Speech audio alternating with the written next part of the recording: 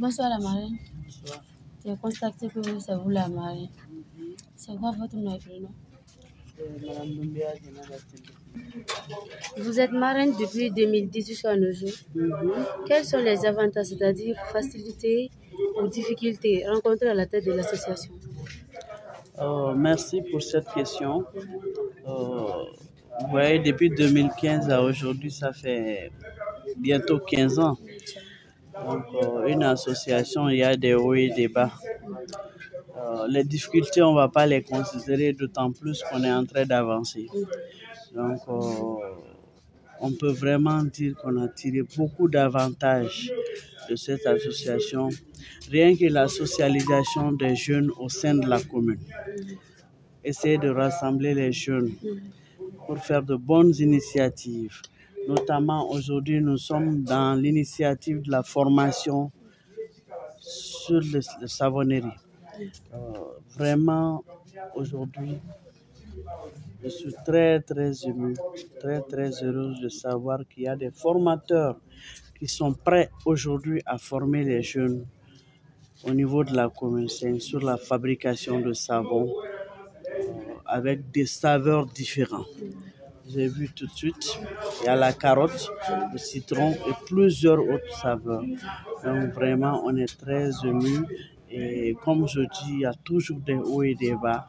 Mais quand on avance, les difficultés, on avance avec. Ça fait partie. D'accord. Maintenant, question 3. La CAF, au début, c'était une association d'arts martiaux. Et aujourd'hui, nous avons de nombreuses branches. Quelle explication pouvez-vous nous donner sur ça?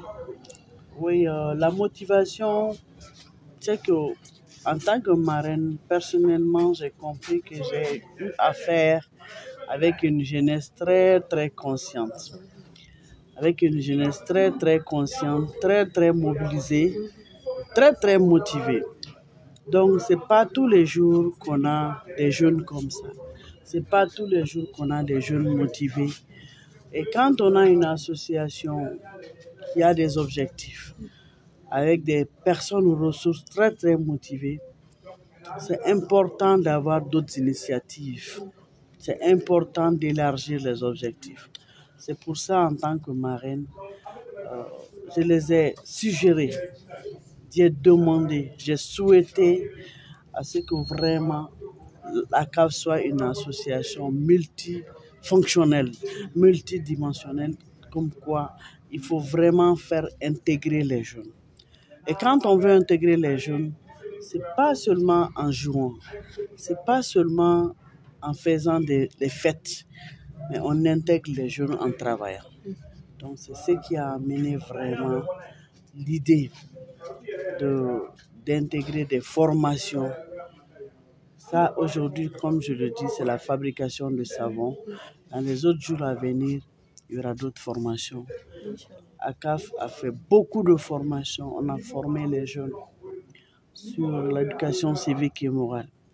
On a formé les jeunes sur comment prendre la parole en public. On a formé les jeunes sur le sécurisme. On a essayé de prendre également dans chaque famille un pratiquant pour aider à sécuriser par les temps qui courent la commune. Donc vraiment, c'est la motivation, l'explication, c'est parce que quand on a un groupe dynamique, il faut pas seulement prendre un seul objectif, il faut élargir les idées, il faut élargir les opportunités. En parlant de branche à CAF, on constate que la savonnerie. La question est de savoir combien de personnes ont été formées dans l'association. L'association, au début, on avait juste les membres de l'association. Mais aujourd'hui, on a touché plusieurs personnes dans tous les quartiers de la commune. Quelle a été l'idée de beaucoup de branches dans un club arts martiaux? Qu'est-ce que vous a motivé à avoir initiative? C'est ce que je disais. La seule initiative, c'est parce que je crois à ce groupe-là. J'ai confiance à cette association.